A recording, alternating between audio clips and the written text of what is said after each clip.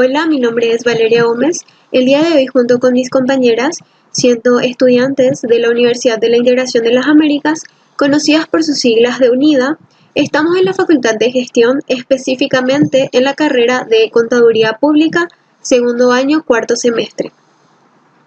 Les estaremos presentando nuestro proyecto de extensión universitaria, otorgada por la materia de legislación tributaria. Nuestro tema a ser abordado es acerca de una guía sobre organizaciones no gubernamentales en el Paraguay, como también su incidencia en los tributos. Las participantes de este proyecto son Jazmín Valdés, Joana López, Andrea Gómez, Evelyn Resquín y quien les habla, Valeria Gómez. Antes de iniciar, a modo de dar una introducción de lo que sería esta presentación, debemos conocer conceptos básicos como también características propias de algunas organizaciones, como también las organizaciones que están legalmente aceptadas en el país, para luego conocer actividades propias de cada una, sus exoneraciones y su alcance. A medida que fuimos investigando, como también indagando profundamente en este tema, pudimos observar que conocíamos varias instituciones en el país que forman parte de estas organizaciones, así como también que gozan del perdón de ciertos tributos por parte del fisco. El primer paso sería investigar y conocer algunos conceptos básicos de lo que es una organización no gubernamental. Tener pasión por tu causa es importante, pero una ONG es básicamente una empresa, y por lo tanto debería ser realista a la hora de crear una. ¿Qué es una ONG? Las ONG, o mejor dicho, las organizaciones no gubernamentales, son instituciones sin fines de lucro, como también independientes, que surgen a través de la iniciativa de los ciudadanos que están vinculadas a proyectos tanto culturales, sociales o de desarrollo, que generen cambios estructurales en cuanto al país. Las principales características que la definen son: prestan servicios de utilidad pública, es decir, que todos los servicios que estas organizaciones estén brindando llegue a todos los ciudadanos posible que se encuentren habitando en el país. No intentan suplantar la labor de los estados. Como el estado tiene su finalidad y una de ellas es la de brindar servicios públicos a todos los habitantes de este país, quiere decir que estas organizaciones no estarían reemplazando al Estado, sino que más bien es una iniciativa que surge de los ciudadanos, pero aún así no intenta relevar al Estado principal. Persiguen el beneficio o la utilidad común. Como ya dijimos anteriormente, es una utilidad pública. Entonces, su objetivo no es la de obtener lucro, sino más bien es un beneficio común, es un beneficio a nivel país como a nivel social. Y por último, promueven la participación y la autogestión. ¿Cuál es la función social de una ONG? Existen tres. Puede ser la de prestación de servicios, desarrollo social, asistencial. Según el Código Civil paraguayo, específicamente en el artículo 91, habla acerca de que existen tres tipos de organizaciones no gubernamentales que son reconocidas legalmente en el Paraguay. Y son fundaciones, asociaciones reconocidas de bien público y por último asociaciones inscriptas con capacidad restringida. A continuación les estaré explicando características fundamentales que le distingue a cada una de ellas. En cuanto a las fundaciones, están los fines altruistas, carece de asociados y por último que son de carácter perpetuo.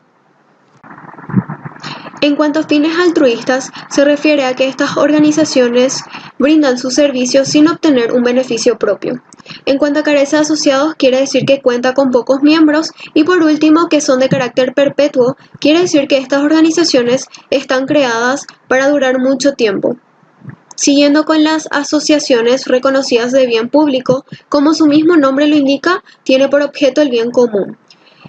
Sin embargo, las asociaciones inscriptas con capacidad restringida están exclusivamente creadas con el objetivo de beneficiar a sus mismos miembros o socios.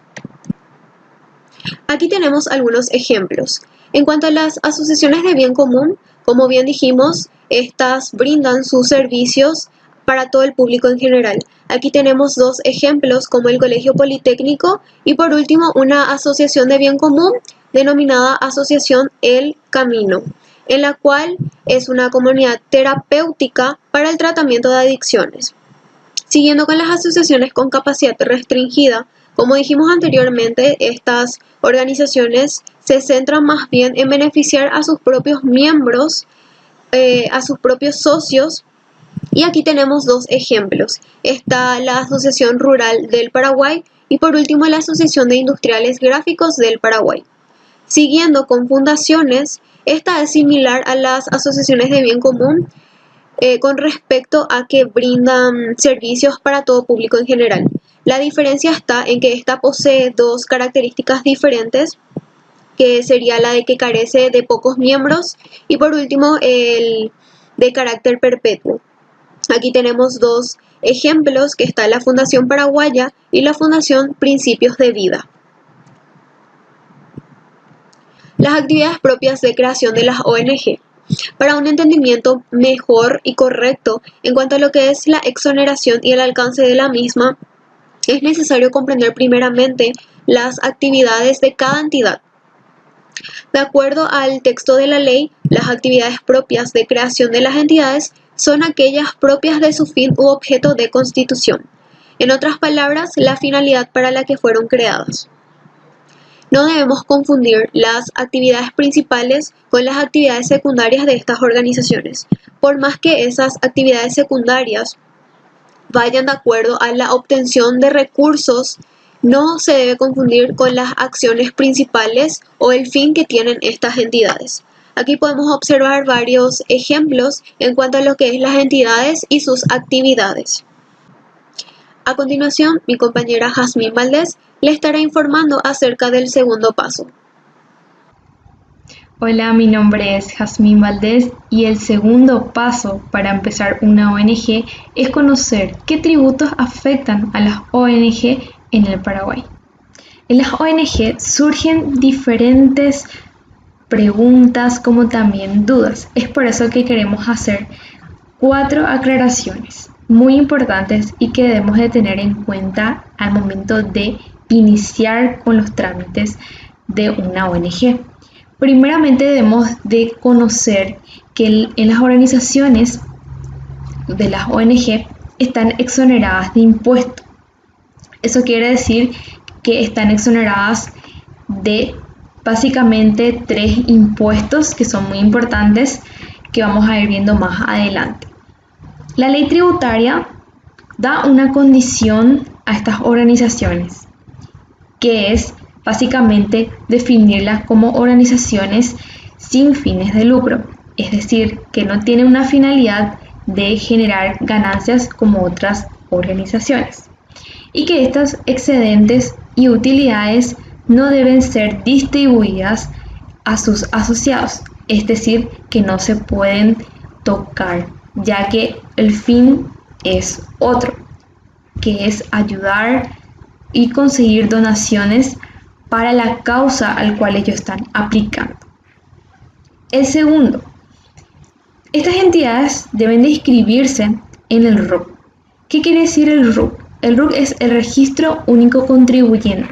Es un número identificador de la cédula tributaria, lo cual contiene 8 dígitos, que va acompañado con un guión y un número al costado. Ese numerito significa dígito verificador, el famoso DV. Este sistema permite que se les pueda identificar al contribuyente si se ha escrito de manera correcta o si es que se encuentran con algún error.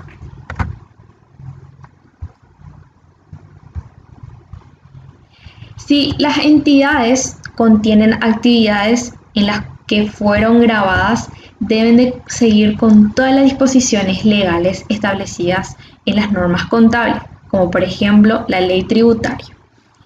Además, deben de presentar las declaraciones juradas impositivas y el pago del tributo correspondiente.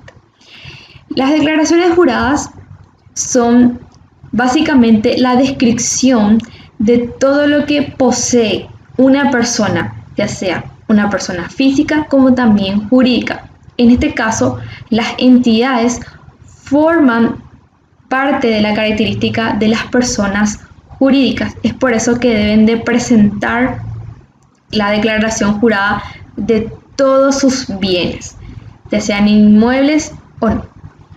En el caso de que estas actividades no estén grabadas, es igual importante que preparen esta declaración jurada para que las instituciones correspondientes puedan hacer un seguimiento y un control, ya que en muchas ocasiones estas organizaciones son creadas para actividades ilícitas, como por ejemplo el lavado de dinero.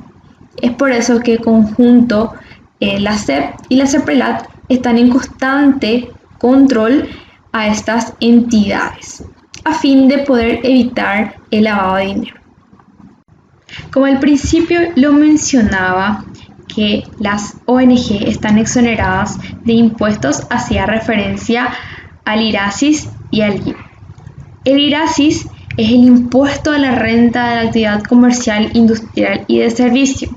Las ONG están exoneradas por las utilidades que se generen propiamente dentro de las entidades, es decir, que se destinen estas utilidades al fin por el cual fueron creadas.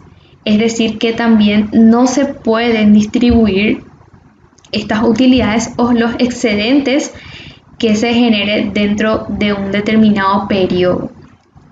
Y en cuanto al IVA, que es el impuesto al valor agregado, hay que hacer dos aclaraciones aquí, porque hay mucha confusión. El IVA es exonerado por los ingresos que percibe la organización, pero no así por las compras de los productos que realiza, como por ejemplo las compras del súper o al comprar algún bien que es utilizado en la organización, como también de servicios que realiza. Y las tasas son determinadas de acuerdo al tipo de producto que uno esté obteniendo. Y por último tenemos al impuesto inmobiliario, que es también un impuesto al cual está exento estas entidades ONG, y sería por los inmuebles que son utilizados para realizar esta actividad, que son comúnmente sedes sociales, ya sean de partidos políticos, instituciones educativas, culturales, entre otros. Y estos deben de gestionarlo de acuerdo a la municipalidad en donde le corresponde a la ciudad. Supongamos, como un ejemplo, si yo tengo una organización, una ONG que se encuentra en la ciudad de Fernando de la Mora, le corresponde hacer esta gestión en la municipalidad de Fernando de la Mora. Lo mismo sucede si lo hacemos en Asunción. Si tenemos una sede o una ONG ubicada en esa ciudad, entonces le corresponde realizar estas gestiones en la municipalidad de Asunción. Alcance de la exoneración. Las ONG están exoneradas de los impuestos ya mencionados anteriormente por las actividades propias que están ejerciendo, es decir, que tienen una finalidad no lucrativa. Entonces, es por eso que ellos tienen estos tipos de exoneraciones por los casos especiales. En este caso, las otras empresas que no se encuentren dentro de estas actividades sí se encuentran gravadas por los impuestos.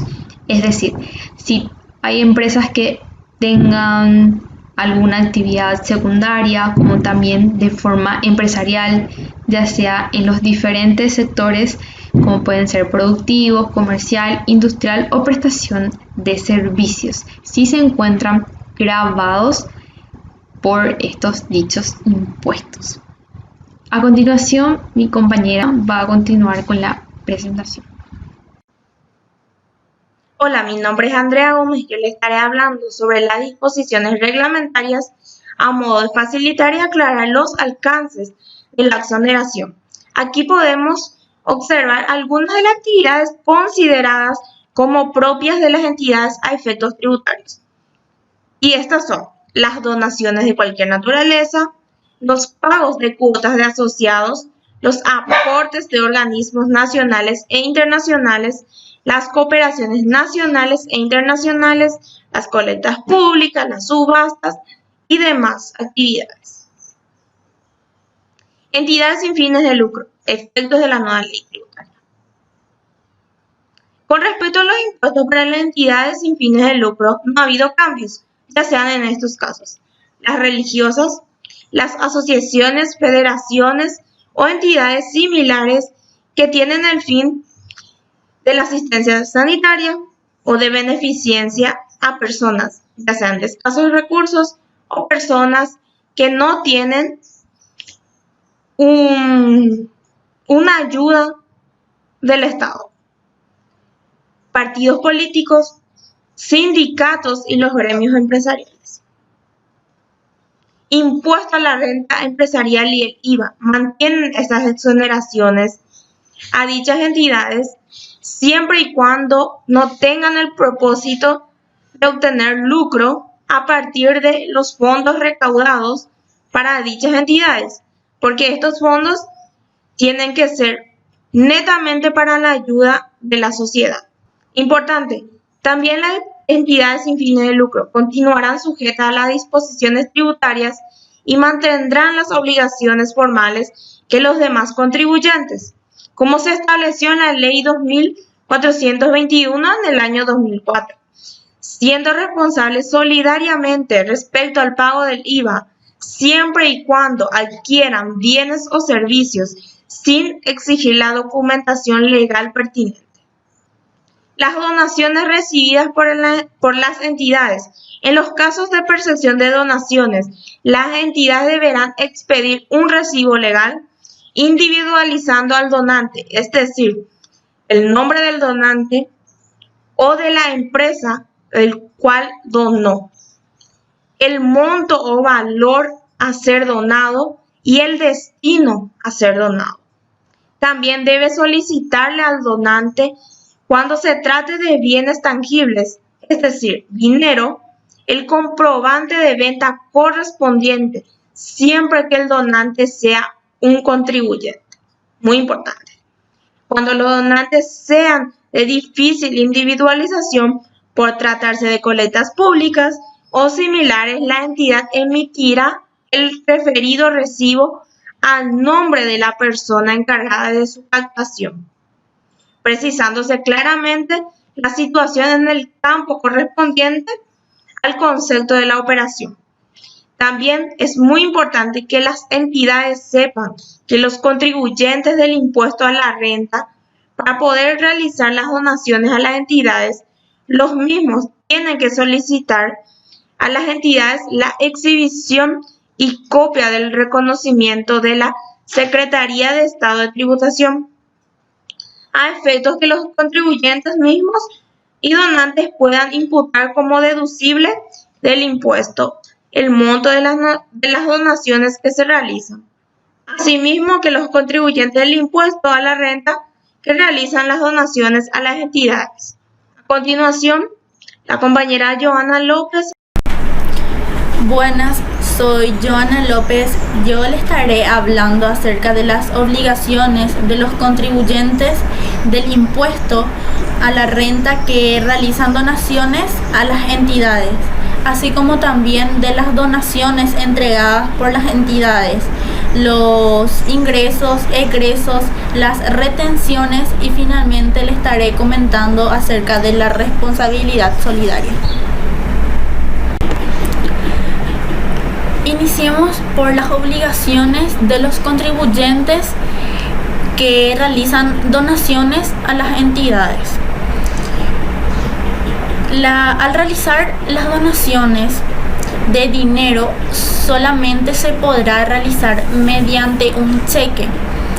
Es decir, que la persona que va a contribuir a esta entidad no podrá realizar la donación en dinero en efectivo, por ejemplo, sino que necesariamente tendrá que ser mediante el cheque. Dicha donación solo se podrá computar cuando el cheque sea cobrado por la entidad beneficiada, con el débito consecuente de la cuenta del donante. En el punto 2 tenemos que en el caso de que se trate de una donación de un bien tangible, el contribuyente deberá de emitir un comprobante de venta al momento de la entrega del bien, debiendo en contrapartida, nos dice. Esto quiere decir que del lado de la persona beneficiada o la entidad beneficiada deberá de emitir un recibo por el mismo valor del bien que se le va a entregar. Y en el punto 3 tenemos que las donaciones de bienes inmuebles o de bienes muebles registrables solamente serán deducibles para el donante desde el momento en que hayan quedado dichos bienes inscritos a nombre de la entidad que saldrá beneficiada en la Dirección General de Registros Públicos. En cuanto a las donaciones entregadas por las entidades, en el primer punto tenemos que las donaciones que reciben las entidades con recursos externos o no gravados por el impuesto a la renta de actividades comerciales, industriales o de servicio deberán de ser documentadas mediante un recibo. Este recibo debe ser expedido por la persona quien va a recibir esta donación. En el mismo debe de constar el monto o valor por el cual se está recibiendo estas donaciones y el destino de la misma. El siguiente punto nos dice que cuando las personas que reciben la donación sean de difícil individualización por tratarse de entregas colectivas, públicas o similares, como por ejemplo las colectas para los bomberos voluntarios, así como en los casos en que las entidades sin fines de lucro actúen simplemente como intermediarias a un título gratuito en la provisión de bienes a grupos colectivos de personas físicas, cuando los receptores de tales bienes sean de difícil individualización por su cantidad o descripción. La entidad donante deberá de respaldar esta operación con un recibo a ser expedido y suscrito por la persona designada por la autoridad de la entidad sin fines de lucro, encargada de la entrega de esta donación a las personas beneficiadas con la misma donación, precisándose claramente esta situación en el campo correspondiente al concepto de la operación. En el último punto de las donaciones que son entregadas por estas entidades, tenemos que en cambio las donaciones que realicen las entidades sin fines de lucro, cuando estas donaciones estén realmente financiadas con recursos gravados por el impuesto a la renta de actividades comerciales, industriales o de servicio, deberán de tener en cuenta la disposición o norma que rige para la deducción de las donaciones. Ahora pasemos a los ingresos de estas entidades sin fines de lucro. Todos los ingresos que obtengan estas entidades por las actividades propias u otras que realicen deberán de ser documentadas por comprobantes, ya sean comprobantes de venta, IVA incluido, o recibo. Este primero será para los ingresos exentos o gravados realizados por las entidades. En cambio, el recibo será para los ingresos que tengan las entidades provenientes de donaciones. Pasemos a los egresos. Todos los egresos que obtengan estas entidades sin fines de lucros, ya sean por actividades propias u otras que realicen, también deberán de ser documentadas por comprobante dependiendo del tipo de egreso. Pueden ser comprobantes de venta, IVA incluido, o autofactura. El comprobante de venta con IVA incluido será por los egresos o compras externas o grabados que realicen estas entidades. En cambio, la autofactura será por los egresos o compras que realicen las entidades o personas no obligadas a inscribirse en el RUC. En cuanto a las retenciones, las entidades deberán actuar como agentes de retención del impuesto a la renta e impuesto al valor agregado cuando paguen o acrediten a personas no domiciliadas en el país retribuciones por la realización de operaciones grabadas con las entidades. Para este efecto, en el momento del pago o acreditamiento deberán de realizar la retención y al mismo tiempo deberán de emitir el correspondiente comprobante de retención. Luego deberán de ingresar el impuesto retenido como pago único y definitivo mediante una declaración jurada de comprobante de ingreso de la retención efectuada. Hablemos ahora de la responsabilidad solidaria. Entendemos por responsabilidad solidaria aquella obligación legal o contractual que nace por una persona como consecuencia del incumplimiento de un tercero. Las entidades deberán de exigir comprobantes a todos los proveedores de bienes y o servicios al momento de las compras o adquisiciones. Esto con el fin de evitar la responsabilidad solidaria de las infracciones tributarias con los referidos proveedores. El obligado solidariamente lo está al lado o junto con el contribuyente, de manera a que la administración pueda legítimamente exigir el cumplimiento de la misma al uno o al otro, de manera distintiva, o mejor, indistintamente a cualquiera de los dos obligados, es decir, al proveedor o a la misma entidad. Esto fue todo por mi parte. En este momento le cedo la palabra a mi compañera Evelyn Resquín, que les estará comentando un poco más acerca de las organizaciones no gubernamentales. Buenas, me llamo Evelyn Resquín, alumna de Contaduría Pública de la Facultad de Gestión. Continuando con la presentación, les comentaré brevemente sobre los libros y registros que deben llevar esta ONG. En cuanto al régimen contable, deberán llevar y tener los libros contables exigidos por la ley del comerciante, así también las obligadas por la administración tributaria. ¿Y cuáles son estos libros? El libro inventario rubricado, el libro diario rubricado, el libro mayor rubricado, así también el libro de compras y el libro de ventas. En cuanto al régimen simplificado de ingresos y egresos, deberán llevar y tener únicamente el libro especial exigido por la administración tributaria, el cual debe ser el libro de ingresos rubricado por escribanía y el libro de egresos rubricado por escribanía. En cuanto a las declaraciones juradas que deben ser presentadas, se encuentran de manera mensual, anual y bimestral. Las mensuales por el impuesto al valor agregado, cuyas declaraciones juradas deberán ser presentadas por las entidades hayan o no realizado las actividades gravadas por este impuesto. Las anuales por el impuesto a la renta comercial, industrial y de servicios, cuyas declaraciones juradas deberán ser presentadas por las entidades hayan o no realizado las actividades gravadas por este impuesto.